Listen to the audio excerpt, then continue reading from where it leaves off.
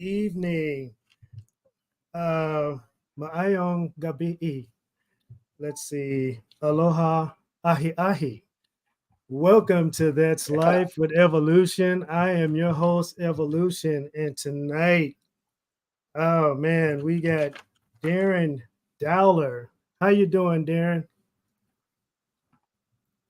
Oh, I'm good, man. Hey, is this going off live tonight, or are we recording this then putting it We out? are live, sir, at the moment. Welcome to the show. Glad you're here. Nice to meet you. Um, Glad to be here. Great. For the people that don't know you, Darren, can you give us a brief description of who you are and what you do? Well, I'm a lifelong musician and actor and filmmaker. I started rocking and rolling when I was about 14 years old from Daytona Beach, Florida. Since then, I've performed with 15 different classic rock groups. I was the first guitar player for the Backstreet Boys. I was lead singer Nice. for Paul Revere and the Raiders, lead singer with Bill Medley of the Righteous Brothers. I've worked with a group called Letterman, which we have a Hollywood star. I've been in Nice. 20 movies and TV shows, and I'm starring in 4 films on streaming now, Wow. and still kicking, man, just still kicking, trying to keep going. Hey, man, that is awesome. Heck of a resume. Once again, thank you for joining me tonight. I also want to ask you about your new album. I believe it's titled New Directions. Yeah, we're launching Friday.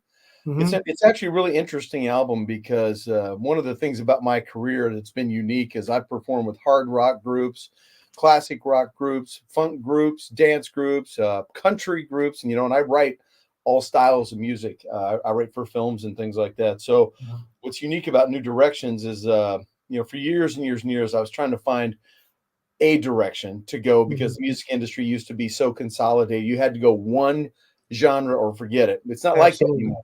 Yeah, Right. we're in charge of our own destinies now. So now that we're streaming and we're all over the place, so I'm kind of a southern rock blues player. So now on my new record, I've got pop rock and roll, some great ballads. I've even got a couple songs that you'd classify as kind of country rock, and there's one country ballad on there, and it's a great place to be because now I can just write and perform anything that comes out, anything I'm inspired to do without having some record executive say, that's not rock and roll enough, or that's not country enough, or, cut that song, do this song. To me, music is about doing what's inside your soul. And for 75 years, musicians weren't allowed to do that with the record industry. Absolutely, man. So the freedom is definitely helping us out with our creativity and Mhm. how we express ourselves musically, man. That's beautiful. I'm glad that things have gone so well for you. Um, Congratulations on your past success, your present success, and your future success. Thank you, my So, friend. yeah, thank you. So basically, what we do on That's Life with Evolution, we present a topic, and people usually sit pro or con on it, but we kind of give them a different avenue to take to maybe help them out or make them move past where they are right now in life. And what we do to get us going is we introduce everything through Leia's questions. So what we're going to do now is introduce Leia's question, then we'll get into our topic. Okay. Sounds good.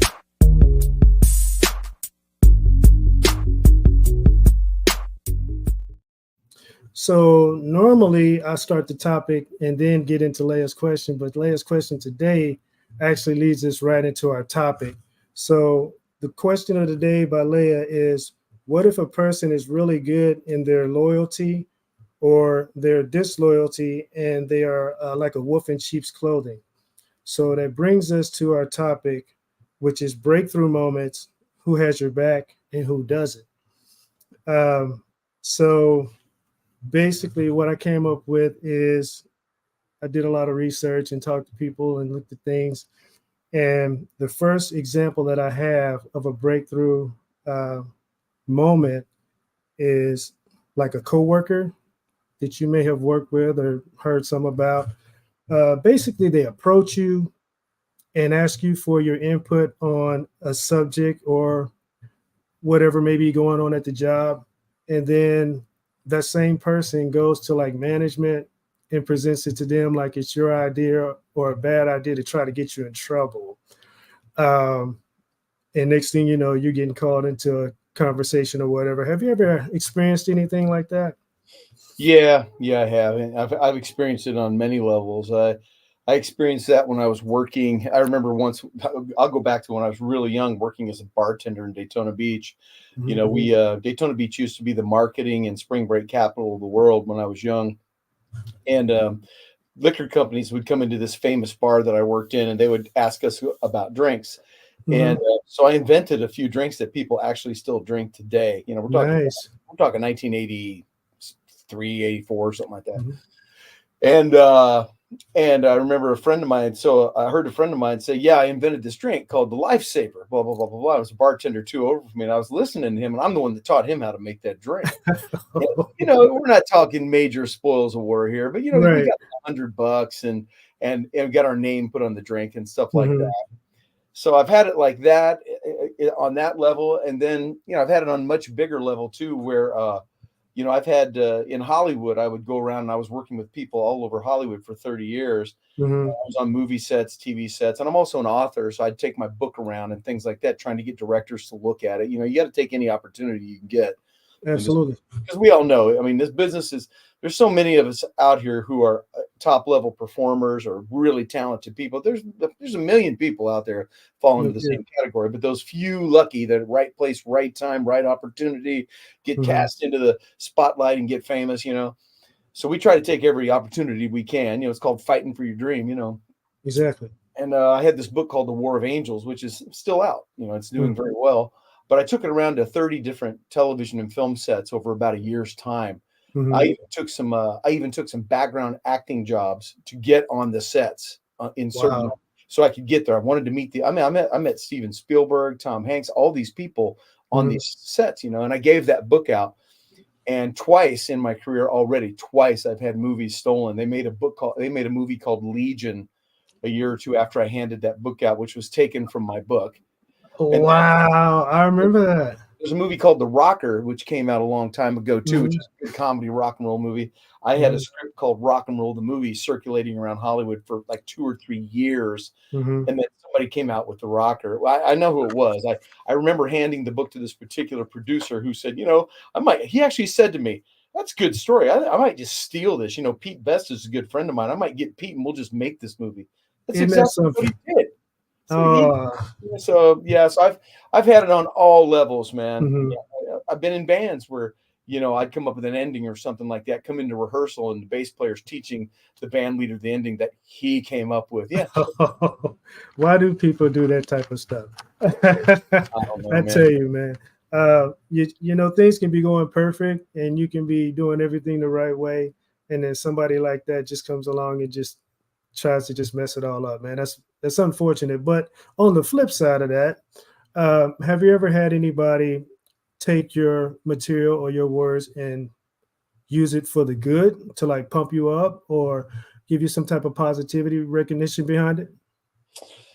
Yeah, I've had a lot of those moments too. You know, like well, for instance, when I was with Paul Revere and the Raiders, you know, I was with them for a very long time as their lead Mhm. singer. And you know they hadn't put out a new record since 1974, and Mm. I didn't even join them until the 90s. You know, so when I joined the band, wait a minute, when did I join the band? Not the 90s. No. I'm sorry, it was 2009, not the 90s. Uh-huh. 2000 when I joined the band. Um, and so Paul Revere, the leader of the band, you know, I was on him from the day I joined, saying, you know, he was always haunted by the band was always cast into their former shadow, even though we were busy and playing all over the Mhm. world. And I Mhm. kept telling him, I was like, you know, long story short, there was another member of the band who'd left the band many years before who took a lot of the credit, like what we're talking about, for the band's Mhm. success and was out touring. And Paul kept saying, man, I wish that I had done things differently. I said, well, the best, you know, to me, the best success is just being successful. The best revenge is just being successful. There it is. Mhm. So I said, why don't we just record some new stuff? And for like 8 years, he just, I'm not interested. We got the hits. I don't want to do it. Blah, blah. So his last couple of years in the band, he finally came to me and he said, I want you to write a new album. I'm going to take your advice and we're going to do a new album. We're going to go out and kick some butt. And so, yeah, it was great. I started writing this new stuff and we recorded it. So it was the Mhm. first new recordings of the Raiders since 1974. And Mhm. the recordings came out fantastic. And then one time I was on a movie set called Eagle Eye. There was a movie called Eagle Eye. Hmm. that I was in with Shia LaBeouf, Michelle I remember Monaghan, that. Billy I Bob remember Thornton. that. Good movie, really good Yeah, movie. absolutely. And I had kind of a small acting role on the movie. Hmm. And I was, but when I first started in the business, I started as what they call a stunt actor. I was an Okay. actor, but I could also do stunts. There's Hmm. stuntmen, there's actors, then there's stunt actors. Right. And so I heard the what's he called, the first AD talking about this actor that was giving him all kinds of problems. Hmm. And he says, "Yeah, man, but we're so late in the game. Where are we going to get a stunt actor at this last minute?" I mean, I had a good role already, but this was a better role. So Okay. I walked up to him, showed him my SAG card with the little insignia on it, and my Mhm. my stunt man association's card, and I said, "I'm right here, man." I said, Right. I said, "Search no further. I'm right here." And they literally took me at that second. And this first AD was one of the biggest ADs in the movie business. He Hmm. just yelled across the way. He goes, "Get this guy a new wardrobe, give him a pay upgrade, and get him on the effing set." There you go. Timing is everything, right? Mhm. That was a Spielberg movie. That's where I met Steven Spielberg, actually. Nice. So that worked out real good for you. Yep, gave him a copy of the book. Gave Damian Crusoe, his director, a copy of the book. So that's why I was there. Nice, nice. So, our next example of breakthrough moments, kind of a little different spin on it.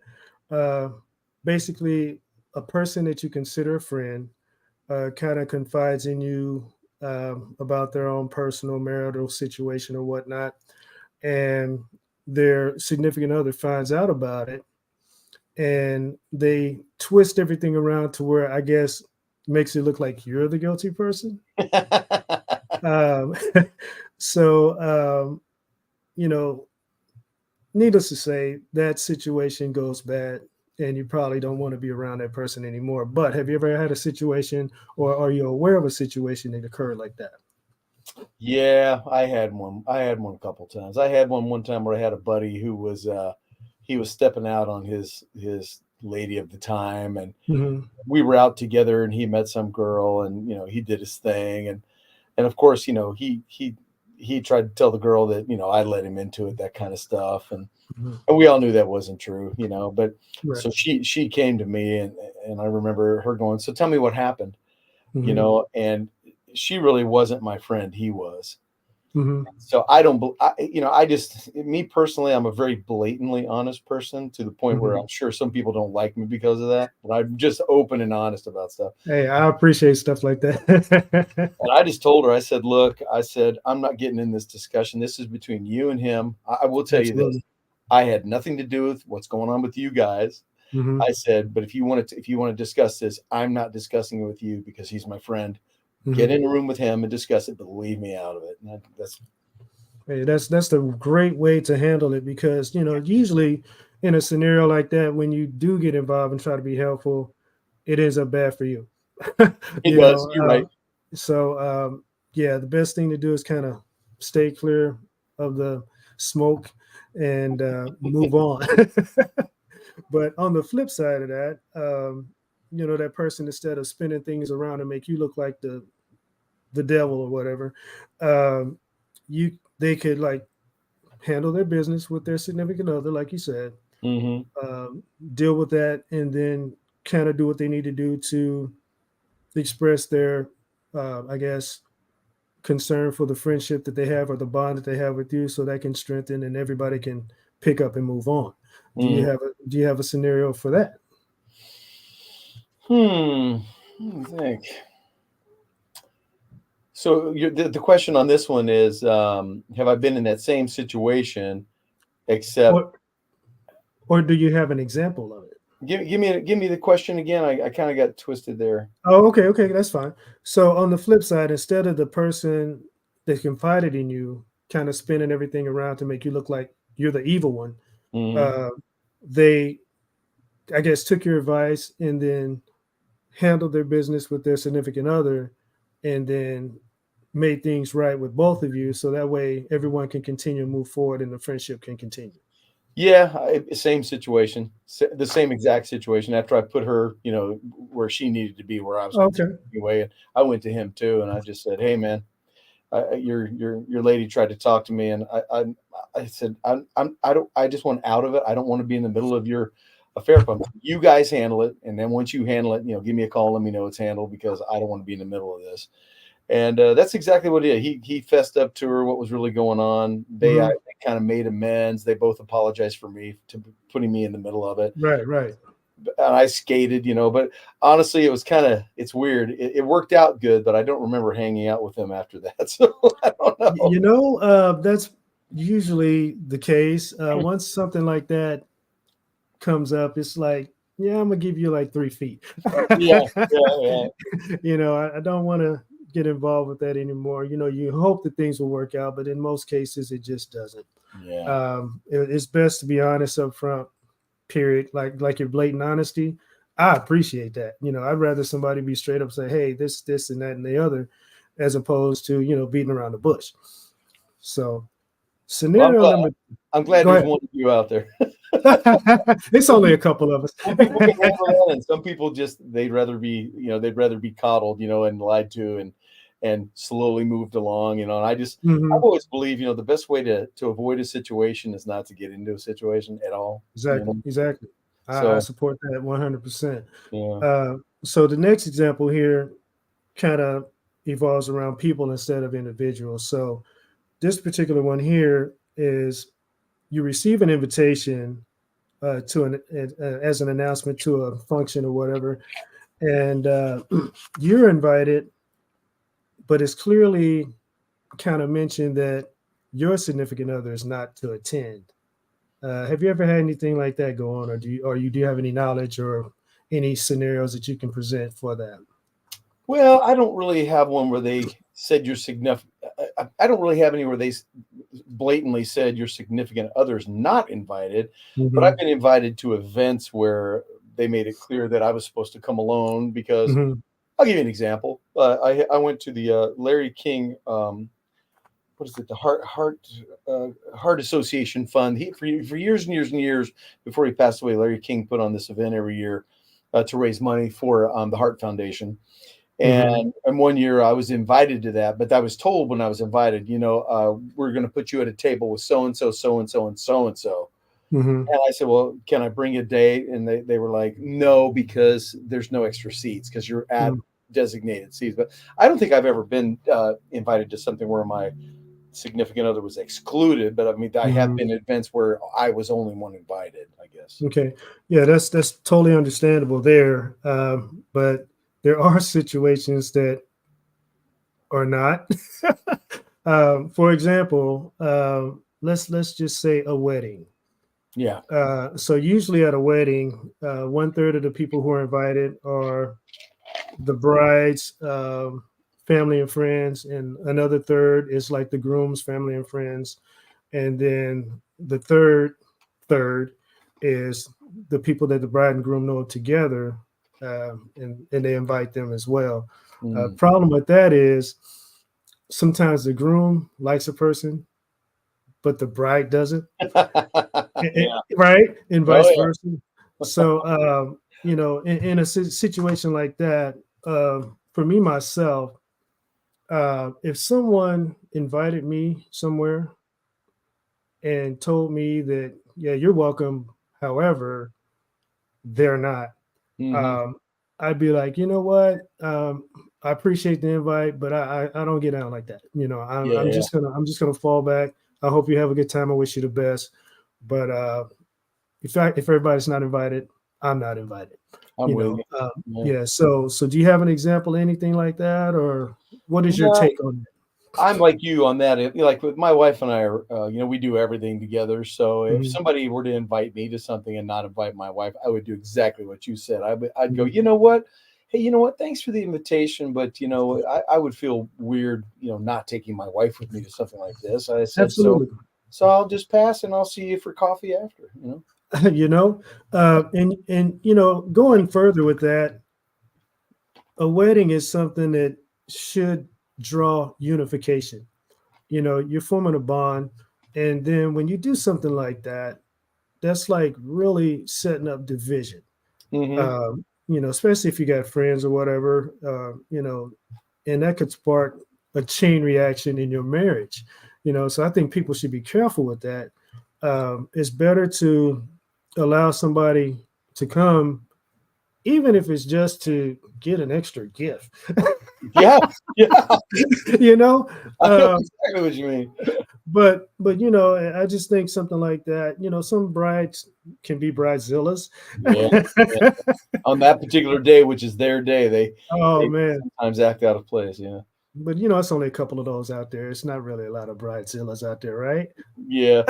You're right. So yeah, just an example that I was thinking of. But yeah, man, that's something that people need to pay more attention to. And I also consider that a breakthrough moment, because when you get past things like that, then you can get to the next level. You know, things can open up for you, and you Yeah. won't have to worry about stuff turning around and hitting you later. That's right. That's right. And people are a lot of people get stuck in the negativity of the world too. I personally I do my best to not allow negativity into my circle. I don't believe in it. I think it does nothing but drain your pool of good clean water. And Absolutely. if I'm around a negative person for any length of time, I very politely, well, most of the time, very politely will Hmm. excuse myself. And Hmm. just if I don't want to be around somebody because they're negative, or they're one of those people that they're carrying grudges, or they got darkness and heaviness around them, I just walk away. I go find positive people somewhere. Absolutely, absolutely. And then we're going to transition this a little bit. But first, I want to give a shout out to the sponsors: JG's Lounge, TGBTG, Golden Diamond Productions, and Leia's Question for helping us get going with our conversations in our episodes. Wow. So, back to this. I'm going to switch it up a little bit. Instead of scenarios, I'm going to present situations that are breakthrough moments, or that I feel are actual breakthrough moments. And the first one is when a woman finds out that she's pregnant. Um, do you have anything on that before I go further? Well, I can only speak from personal experience. Both times I've got two kids. I've got an 18-year-old and a 3-year-old, and both times that my wife found out she was pregnant, she was shocked, and yeah, and so was I. Stop. Yeah, shocked. Really? She was like, How did that happen? yeah, what did we do? And she called me on the second one. I was actually on tour, and she called me on the second one. She goes, "Are you sitting down?" And I instantly went, "Oh my gosh, did somebody die?" And she goes, Oh man. "Just the opposite of that." And I went, "Oh no." Because this is when I had a 16-and-a-half-year-old at the time. And I was like, "Oh, we're not doing this again, are we?" And she goes, "Yes, we are." Yeah, man, that's beautiful.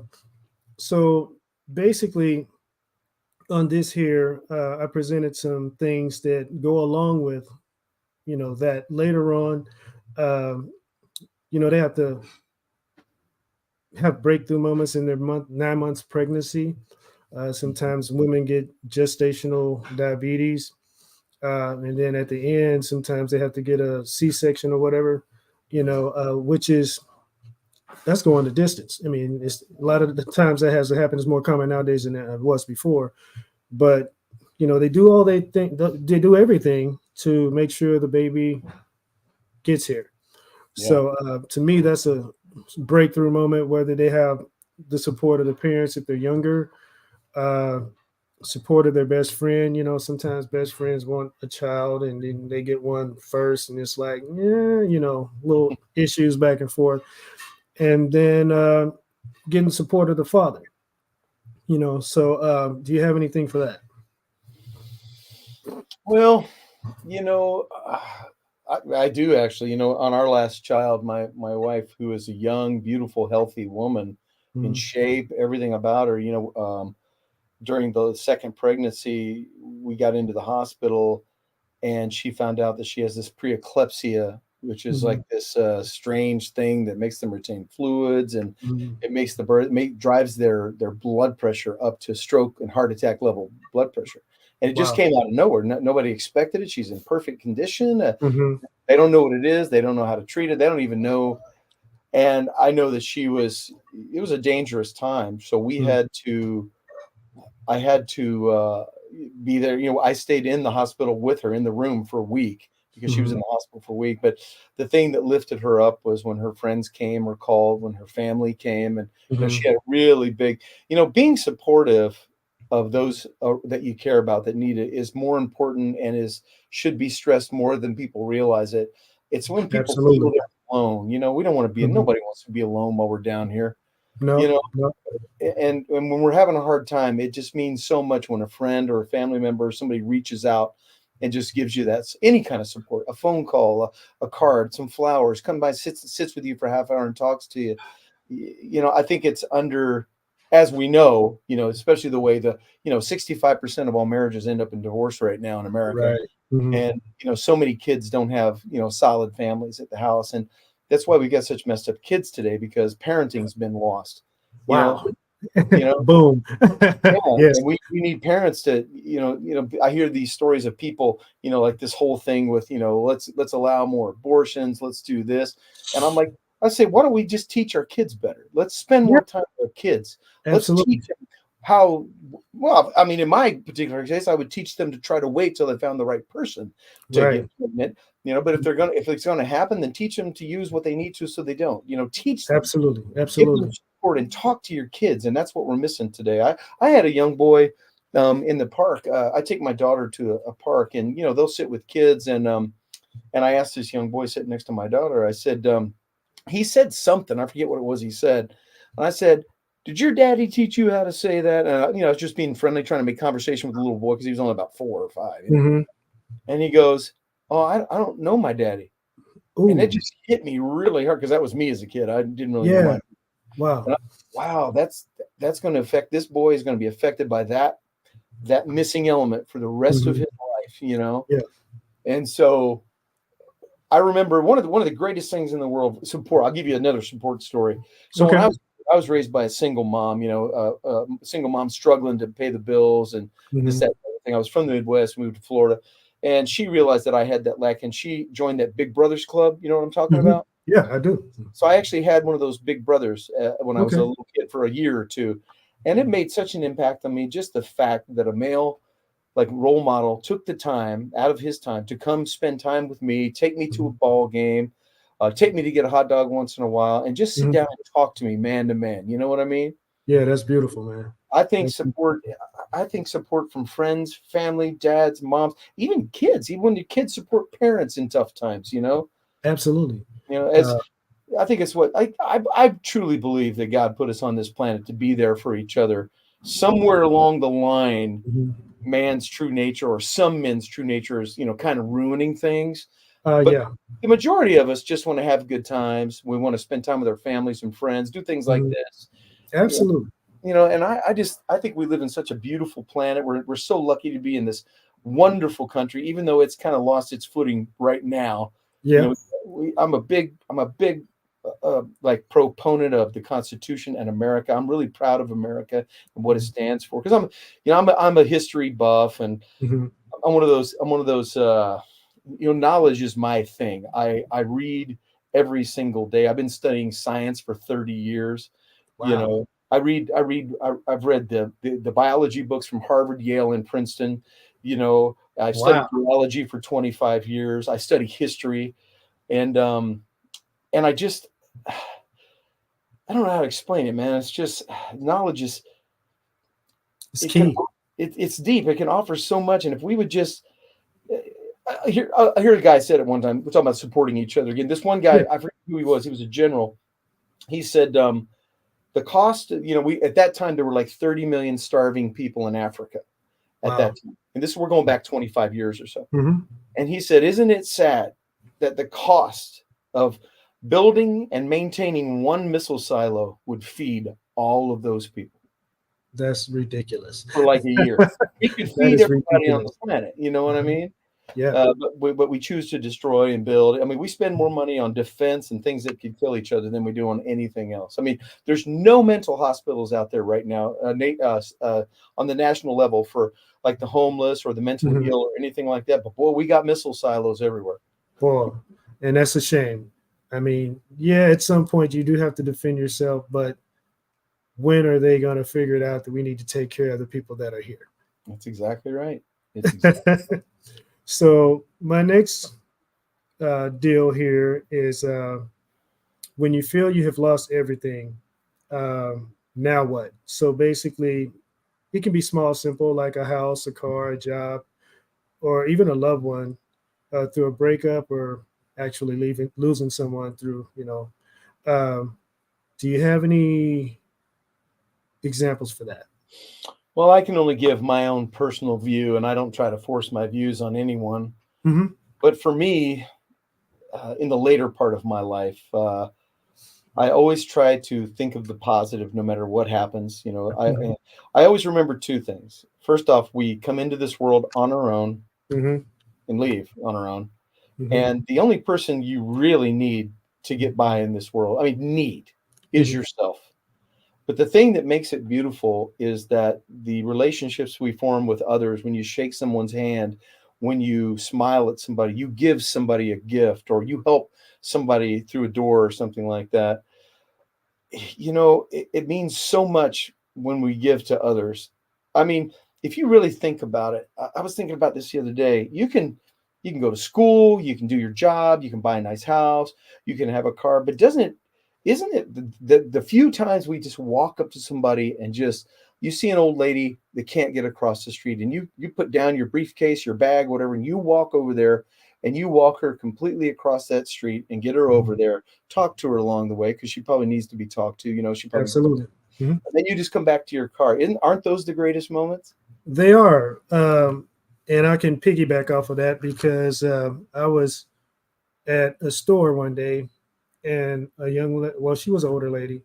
She was shorter too. She asked me to reach up and grab something off the shelf. And I was like, sure, yeah, absolutely. And then, we just kind of walked around the store. She just kept talking and talking and talking. I was listening.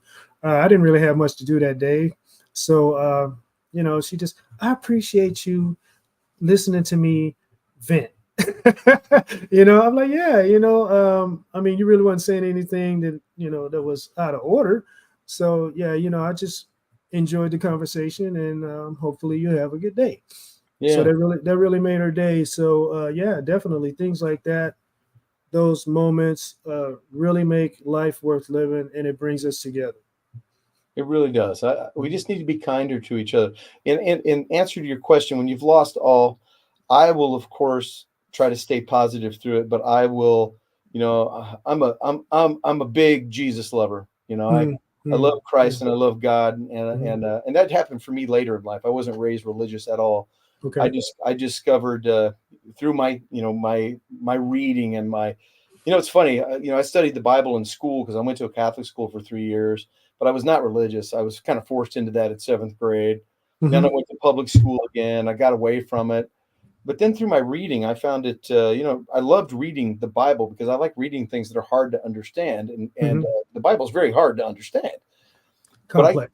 but I got into all the books, even the ones that weren't canonized and things like that. And Mm-hmm. and then I cross referenced it with. And then I started cross referencing that with history books, historians of the day who wrote about those same events and things like that. Absolutely. Mm-hmm. And I remember just sitting back one day thinking to myself, of all the great kings and leaders that have been on this planet, think about it. Some of them affect 1 billion people a day.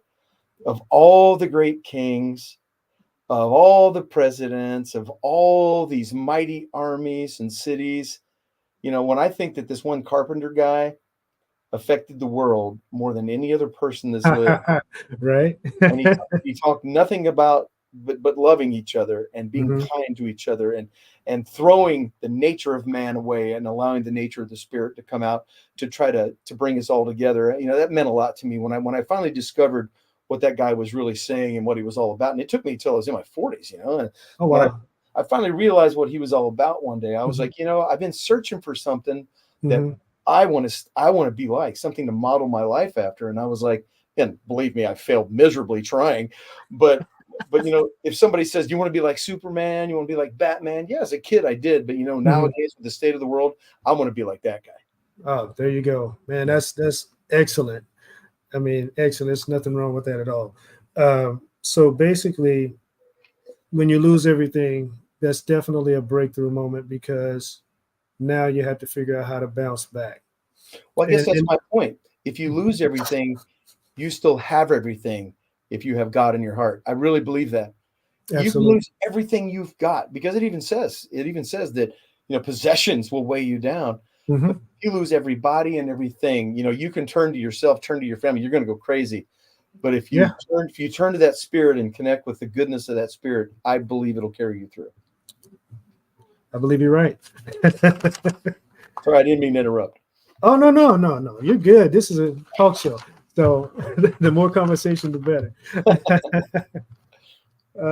Let's see. This is a little twist. It's going a different direction, but there's a reason for it. When someone is incarcerated, that's actually a breakthrough moment. Do you have anything on that before I go on? Well, I would say it's a breakthrough moment for some. Somewhere like a badge of honor. Some people actually try to become incarcerated so they can then go through the rest of their life saying, I did my 2 years. I'm now of this status. And but you're right, it is a breakthrough moment for people. It's a breakthrough moment for people that I wish nobody had to go through. Absolutely. And I feel bad for most people that have to go through that. I had a friend who actually got incarcerated for a while. He got stupid, and we were I was living in California. He was one of the nicest guys I ever knew, and he got involved with some drugs, and the drugs took him down a bad road. And then before you know it, he was in jail for almost a year. So yeah, I just my advice on that situation is don't get incarcerated. Yeah, do all you can to not get incarcerated. But unfortunately, for those who do, if they have visitors or if they have calls, that's definitely supportive, versus not having those things, which that happens as well. But the reason I want to focus on this is because it's a correctional facility. And we have strong examples, at least I have three, of examples of the correctional facility working out in a great way. Person that I'm talking about first entered the correctional facility system as Malcolm Little and came out as Malcolm X.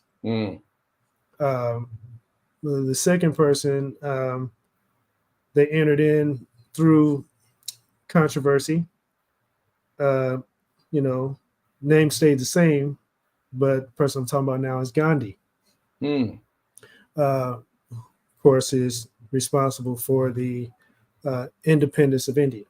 And the third person I want to talk about, who did about 27 years in 3 different places,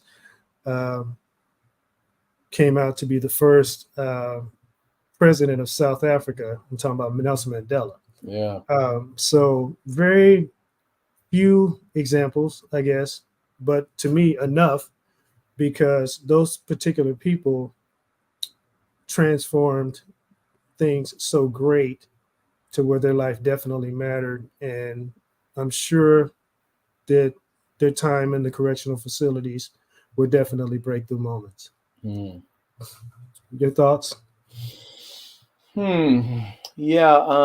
Well, where Mahatma Gandhi and Nelson Mandela are concerned, I don't necessarily think, in my opinion, that those are actual breakthrough moments. I think, Mandela and Gandhi were both wrongfully imprisoned to try to control society at the time.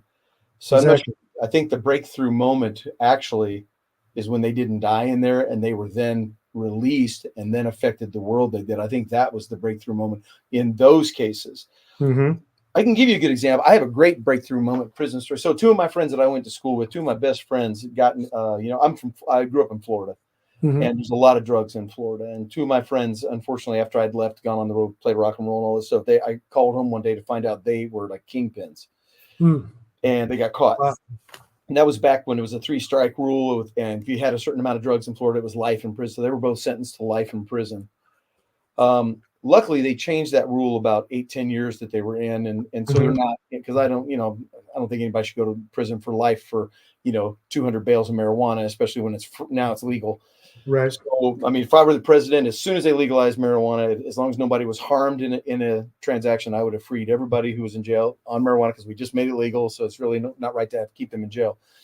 But the breakthrough moment for my one friend was he realized what the drugs had done to him, and he became and is still a counselor for others. Wow. He works Wow. at halfway houses and things like that to help other people make that transition because the prisons Mhm. don't do much to transition them back. No, And the other yeah. one of the two, he took the time realizing they were in max, so they didn't get to do much. So Mhm. that library cart that comes around every day, he actually became a doctor. What? He used his in-prison time to study medicine. Wow. When he got out, he passed all the tests and he became a doctor. Ironically, Mhm. the state that imprisoned him, he's not allowed to deal with any kind of narcotics or anything because of what he was involved in. So he literally has to fly to another state, 3 days a week to be a doctor and then come back home. But he's not Wow. clean, but he's an emergency room doctor. So he took, a life that was going this direction, and now he's helping people. Both of them are helping people pretty much to a level, the largest level you could. That's beautiful. So I think I would like to see more of that for our people in prison when they do have their breakthrough and they realize they've messed up. I would Mhm. like to see more programs to help them while they're in to build something because the biggest problem is maybe they don't have that breakthrough moment. Maybe they don't have somebody who tries to help them, and then they get back out. They have no more skills than when they went in, and Exactly. now they've got felonies on their record, so now they can't even get a job. If Exactly. we have more programs to help build those people, if there are people that are going to get out, if we have Mhm. more programs to teach them and build them, make it a point with every one of them in there. Make them get a degree in something or something with their time. Man, that was a strong fact. And I support that 1000%. Man, that was great. Um, the next one here is kind of on the same grounds, but a different angle. When someone gets held up at gunpoint and they live to see another day, to me, that's a breakthrough moment. It's like a thank God I'm alive Mhm. breakthrough moment. That you get another chance to do what it is you thought you were wanting to do or needing to do or have to do. What is your take on that? Well, it's unfortunate that anybody has to go through anything like that, but unfortunately, in the world, we do. And Hmm. I've actually had a gun in my face twice in my life, Wow. and it's no fun. I'll tell you that. You Mhm. realize your mortality the second you see that barrel staring at you. You realize how easily you could be snuffed out, Mm. and that is a breakthrough moment. But it's a fight or flight breakthrough moment, and it's I think for a lot of people that happens to, I don't know if it lasts, but I know that most people when they come out of a situation like that, they for a time at least realize how lucky we are to be alive, to have our families, to have everything that we have because it was just about stripped away from them. Absolutely. And And, and it can happen fast, the whole world, everything you have can be stripped away like that, mhm. and In how about you? moments like that, uh, gives you an extreme focus. Unfortunately, I had that happen to me as well. Um, and it was a younger version of myself, if you know what I mean, Hmm. which is the worst. But I'm very, very grateful that the trigger wasn't pulled. But from that moment on, it definitely put me on a path to where I was like, you know what? I've been kind of slacking. I've been kind of messing around. I'm about to go get it because that Hmm. opened my eyes to the point to where, hey, woo, uh, that could have been it. You know what I'm saying? Absolutely. But thankfully it wasn't.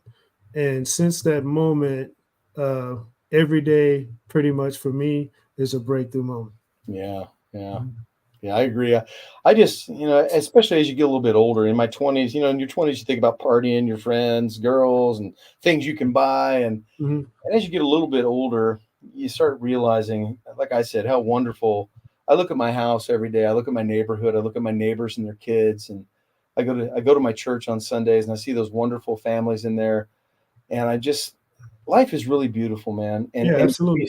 if we could get more people to understand that and that's why I like music because Mhm. music helps people to feel those vibes and to feel alive and to want to smile and be with each other and have a good time, and Mm-hmm. that's why music's always been a real positive thing for me. That's why I don't write negative songs. I basically was born in the ghettos of Indianapolis, and I got out of there. I certainly don't want to talk about it or relive it. I want Right. to talk about getting out and moving on and moving up and and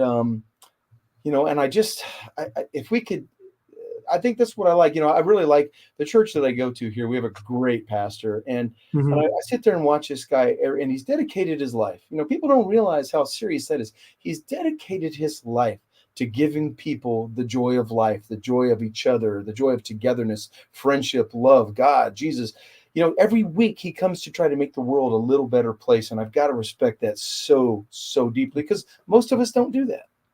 Right. And the ones that do, more power to them. But there are some, well, a couple, who don't do that. And that's unfortunate. But definitely the hats off to those who do and try to make a difference every single day with every single person. Absolutely. So the next section we're getting to here is a different angle as well. This is like breakthrough moments, kind of behind a decision. These people decided to uh, make a decision no matter what was going on in their life to make that their breakthrough moment or their opportunity to go for it. There were 94 examples when I pulled this up. Wow. I don't have time for all 94, but the ones that stood out to me the most, I'm about to present right now. Okay. The first one went to dental school, and dropped out. And we know this person as Sofia Vergara. Oh, wow. Yeah. Oh, no Yeah, kidding. The highest paid female TV comedian in history. Yeah. absolutely. So that was a great decision to have a breakthrough moment and leave dental school. I'm sure she would have been a great dentist, but I'd been definitely. making up reasons to go to the dentist. Oh, wow. This is really hurting today. So yeah, man, definitely the right move for her to break through and go for what she wanted to do, which is where she's at right now. Second example of that, this particular person went to school to be an English major, decided to drop out, and today we know this person as Vin Diesel. Wow.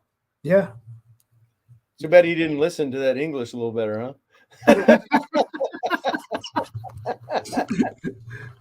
Yeah. So there's opportunity to have a breakthrough moment every day. We just gotta look for it and do it the right way. You Yeah. can't just not have a plan or not be set up to go the next mile or whatever. You gotta have something set up to take off and do whatever it is you're trying to do and go for it. The next three are interesting because of the number that I found behind them dropping out. The first individual was 16 when they dropped out, and which is a very young age. But because this individual dropped out of school and went for what they were trying to go for, we all are benefited from this individual because we all have transportation. I'm talking about Henry Ford. Mm. Can you Yeah. believe that? Yeah, that's it. He was inspired. When you go with your inspiration, Mhm. you will work 10 times harder than somebody who's not working on their inspiration. When you have a dream and you start to see that dream through your fingertips and through your eyes, through your mouth, through your language, it's like that first one you mentioned. I've had a bunch of kids ask me because I do so many things, being a Mhm. singer, an actor, writer, screenwriter. I've had a bunch of kids say, I'm having a hard time doing one thing. How did you accomplish all of that? Mhm. Because I don't even know what I want to do. And I tell them all the same thing. And when I give my lectures, I say the same thing. I say, if you haven't found your dream yet, the thing that inspires you, we all have something that will Mhm. inspire us. I said, if I were you, don't be lazy. Don't go home and play video games. Expose yourself to as many things as you can. Because if you expose yourself to 50 different possibilities, one of those might be your inspiration. Absolutely. And I believe that's what college is all about. For most kids going to college, well, I'll give you an example. My daughter's boyfriend, he told me he doesn't really know what he wants to do, but yet he's going to college. His parents are Mhm. putting him through this expensive college in California. The beautiful thing is when you send these kids to college, if my daughter knew what she wanted to do, so I didn't have that problem. But if a Mhm. kid didn't know what he wanted to do, I would say this: I want you to take 6 completely different types of classes. If you don't find your inspiration in those, the next semester, I want you to take 6 completely different classes until you land on that thing that inspires you. Because when you Boom. find that inspiration, you know as well as I do, if you're doing what you love, you never feel like you're working. You're just doing what you love. Exactly. And it's fun, it's exciting, and you never want to quit. You Yeah. want to just keep going to the next. Beautiful example, man. So the next person dropped out at 16 as well. So I found that very interesting. And today, because of that individual, they built a $30 billion a year empire. I'm Wow. talking about Walt Disney. Yeah. Yeah, isn't that crazy? Amazing. You know, in his day too, we have to remember too that there's a lot we could go into here, but Mhm. in the day of Disney, in the day of Ford, you didn't have this corporate structure that owns every level of everything and forces you to go to, these days you're forced. I was just having this conversation the other day. You're kind of forced to go through their schools, the people that own these schools these days, if you want to Mhm. work for their corporations that own those schools. They Exactly. they want your $100,000, and that's why if somebody doesn't have one of their degrees, in some cases, they're not going to get hired. But Mhm. in Walt Disney's day and in Henry Ford's day, it was before a lot of that. That was the day where hard work, sweat, and talent, and getting out, and people were just trying to figure out what to invest money into back then. You could get out. I'll give you an example. One of the guys I sang with, he's a much older man than me. I sang with a group called the Letterman for years, and they started in the 50s. Mhm. They go way back. And I asked him what it was like, and he said, in my day, we literally could make a demo tape and I could walk to all 6 record companies and walk right in and get an appointment and play 2 songs for the person that made the decisions. And that's how I got our record deal. He goes, these days, you have to go through 40 gatekeepers before you can even get to the front desk. He goes, Right? I honestly don't know how kids are going to do it anymore because there's so Oh many man. between people keeping you from getting there that, but yeah, if I was to finding your inspiration can be hard, but I think we need to, well, I was going to say kids, but I'm not even going to say kids. Even people in their 60s who've been doing a job now for 40 years and they've retired, but they Mhm. retired like unfulfilled. I believe even if you're in your 60s, even 70s, if you had a dream, you can still go for it. I agree. And all you have to do is not be don't be lazy, Mhm. form a plan, execute the plan, but don't be afraid. Right. And Right. don't wait till tomorrow. Do it now. Yeah, absolutely. I totally agree with that completely. Um, so the last person who the 16, the number 16 showed up wasn't when he dropped out of school, but he taught himself trigonometry, which is amazing to Wow. be. And he ended up being the 16th president of the United States. I'm talking about Abraham Lincoln. Wow. I didn't even know trigonometry was around then. Wow. That's Yeah, amazing to me. it's crazy, man. The things that I found when the things that I find when I do research for stuff like this. Um, but yeah, man, I could go on, but like I said, it was 94 examples. That's way too many. Um, I do have a couple more I want to mention because of its relevancy. Um, Mark Zuckerberg gave a commencement speech at Harvard University, and that's the very school that he dropped out of. Yeah. Isn't that crazy? Yeah, that's kind of yeah, he's not real. From what I'm told, he's still not liked there because of the way the whole thing went down with his business and everything. So Uh-huh. people don't agree with that. But he's got, it's funny, they're building, their capital, their main headquarters is now being built out off of Arrowhead Parkway out there, and it looks like a city. It's right next to my church, and it looks Really? like a city out there. I don't know what they're building, but it is huge. Wow, I need to go check that out. I've heard about it, but I haven't had the opportunity to make it by there. Yeah, So I'm gonna have it's to do that. terribly big. I mean, I'm thinking it's a software company. What could they possibly be doing with all those buildings? It's like, but it's a $4 billion, a quarter business. So Right. Not too shabby. no, I think you did all right. So the last person I want to mention, there's a few I'm skipping over because of time, um, who dropped out of school. And I think this is like the biggest thing that blew me away was Princess Diana. Mm, I mean, you end up a princess, you're all right. You're good. yeah, yeah. She, I don't know the whole story there. I have done some reading on her, so I know about her childhood and about her upbringing and things like that. But what an inspirational person that she tried her best to use what she had to Mhm. inspire. I mean, you can see it. She tried hard to do what good she could. She tried hard to inspire. She inspired little girls all over the world. Yes, she did. So Yes, she did. My hats off to her. Um, and let's see here. The last breakthrough moment that I have for that section is Michael Jordan had a situation happen when he was a junior, and he could have walked away. He could have got frustrated and quit, but he dug deep and drove harder. And mhm, because of him, basketball and the NBA will never be the same. that's right. So I appreciate him utilizing that breakthrough moment for what it was, because I was really entertained behind it, and a lot of other players are there now because of what he did. Right. Mhm. That's true. He's probably inspired more young boys. Like I've only got a few. I'm not a huge basketball fan, but I've got a few players that I've really followed and appreciated. I always really appreciated Larry Bird. I always appreciated Michael, of course. Magic Johnson. I loved watching him play. Kareem was amazing to watch. Some of the guys today I'm not as up on because I just don't watch basketball anymore. Okay. But what's interesting is being in the entertainment field. You think being in in the entertainment field, because we affect a lot of people when we perform and do our things. Will Smith has affected a lot of people in the movies, and but it's amazing when I watch these young kids. Athletes inspire and have a much bigger impact than any movie star or any music star. We just don't realize it sometimes because Mhm. music stars, movie stars are in the media more, I believe.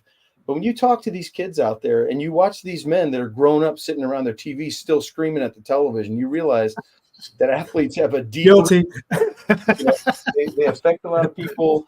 They have a really deep reach for the world, and so I hope in my heart that they realize that, because Mhm. they can do so much good or so much damage with a word to the television camera to so Absolutely. many people listening out there. And Michael Jordan was one of those. He inspired an entire generation of basketball players.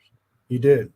And You did. he did it the old fashioned way. Like you said, he dug in, he didn't give up, he developed his special style, and there he Mhm. was. Boom. Boom. Um, breakthrough moments. I mean, I could go on forever with breakthrough moments, but time is ticking away as it usually does. But Darren, I really appreciate you being a part of this today. Everything went great, I believe. I think. How did you feel about it? Oh, it was fun. Thanks for the conversation. I had a great time. I love Absolutely. discussing this stuff. Yeah, absolutely, man. And that's why I'm here, man, to try to have conversations about life so that people can hear different perspectives, something other than they normally hear, uh, that might help them out and get them going the right direction or on the right path, or just boost their momentum, Yeah, so that they can get to that next step. sure. So, so yeah, I want to kind of highlight something here. Uh, in the beginning, you mentioned this, but I want to repeat it. Sure. Uh, you have a novel, The War of Angels, That's correct. and I found this very interesting. You wrote, directed, and starred in two films. One was Rock and Roll, the movie, and one was Christmas in Hollywood. Is that correct? That's correct. And I have a third one, same scenario, directed half the movie, it starred in it, coming out in about 4 or 5 weeks, called Grace of the Father. Oh man, That's wonderful.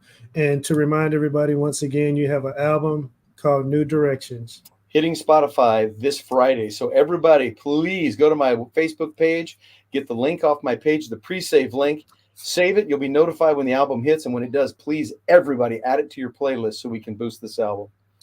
Absolutely, man. Thank you once again. Today is the first day of the rest of your life. That's your breakthrough moment every time you wake up in the morning. Amen. That's all I got. Do you got anything else? I would just like to say to everybody listening to this, it's never too late.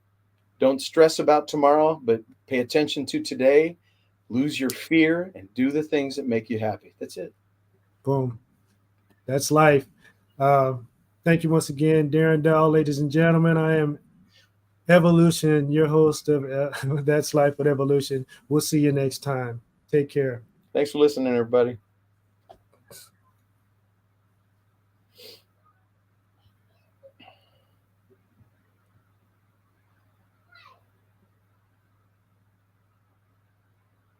I think we're done, but it's still rolling. So I will connect with you later, Darren. I know JG was trying to get us to connect on some things. I'm definitely interested in those things. So yeah, just hit me up. Yeah, we'll get together and move forward on those things. So I'm really excited about that. What area of town are you in? Kansas City, Kansas. Kansas. Okay. Not far from the Legends. Not far from the Legends. Okay. Yeah, I know. I'm in the very north end of Kansas City, but if you want, we could meet somewhere in the middle and grab a coffee one day or something. Hey man, I'm all for that. We'll do that soon, okay? Okay, my friend. Hey, thanks a lot for having me on, and I hope it went well for you. Absolutely, it went great. Thank you very much. Take care. Have a good one.